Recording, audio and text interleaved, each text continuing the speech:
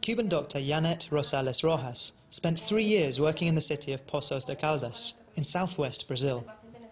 She was part of the More Doctors program, where Cuba sends doctors to remote regions in Brazil in return for cash. Colegas míos que trabajaron en la parte del Amazonas. My colleagues who worked in the Amazon treated indigenous communities, elderly people, children, pregnant women, people who had never seen a doctor. She earned $900 a month, much less than her Brazilian colleagues, but more than 10 times her salary in Cuba. But she says she didn't just go for the money. From the economic point of view, you earn much more than what you earn here in Cuba. And you also take the humanitarian point of view into account. And in my case, I also wanted to know other countries, and this was my chance. For 5 years, Cuban doctors provided care to millions of poor Brazilians.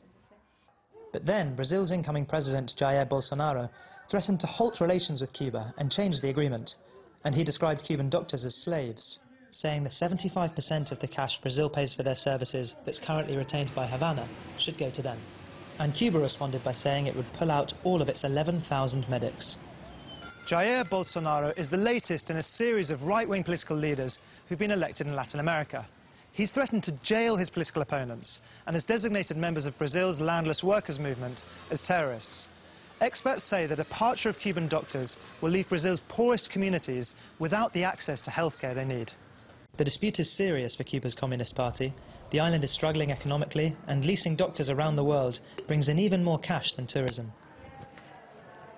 Tens of thousands of Cuban doctors currently work in more than 60 countries in Latin America, Asia and Africa. In 20 of those, the Cuban government covers the cost of deployment, and some analysts say it gains a lot of goodwill and kudos in return.